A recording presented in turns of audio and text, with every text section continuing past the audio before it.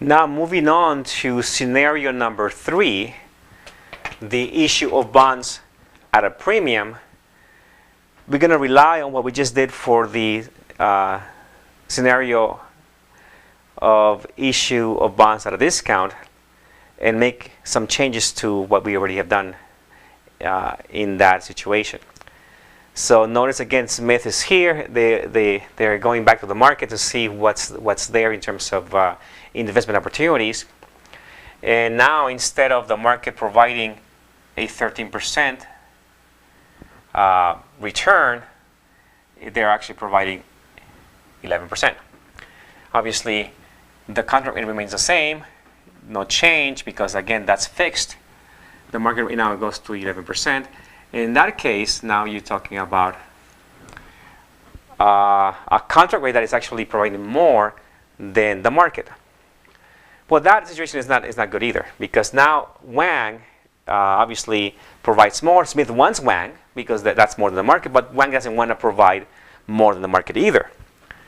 So for that reason, there's going to be a change to this situation here. We're going to actually say, well, the bonds that we're going to be issuing when we do the journal entry, we're still going to credit bonds payable at the face. That doesn't change at all. The cash is going to be something other than the face and something other than what we just saw under the discount situation. And also, we're not going to be using the discount on bonds payable account. Actually, it's going to be the opposite of that. And you'll see in a second what that is. So I'm going to delete this.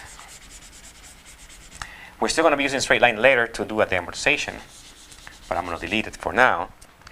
And so I'm going to come back to this in a second. I still want to keep this to show you the difference under the premium situation.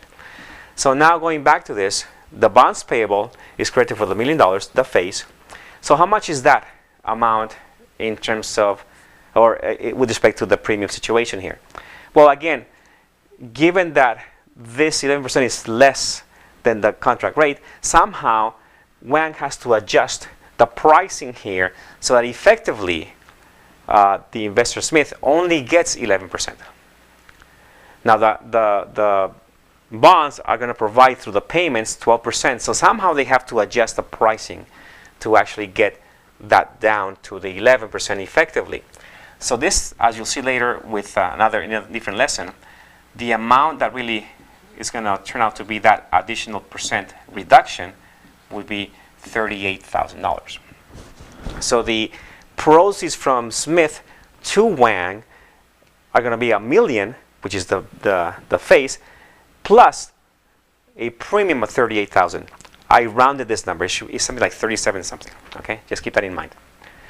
That means that the difference here would actually be booked into the premium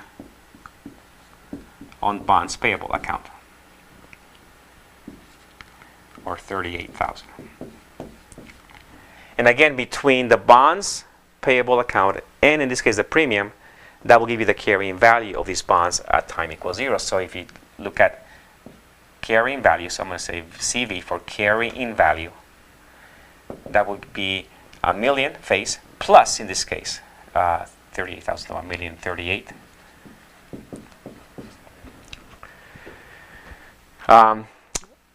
Now, that premium represents a reduction to interest expense. So when you come down here and do this other journal entry, you must keep that in mind.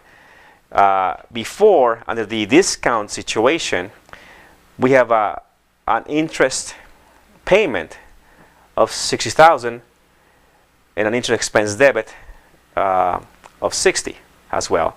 And that is related to the contract rate of 6% for that 6-month period times the face. So that hasn't changed at all. It's the same thing. No matter which situation you're looking at, the actual cash payment is still the same.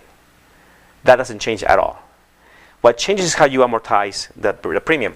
Before, the discount was an addition to interest expense. And that's going to be a reduction. So you're going to see a debit to interest expense on this side. So let me show you how to amortize that premium.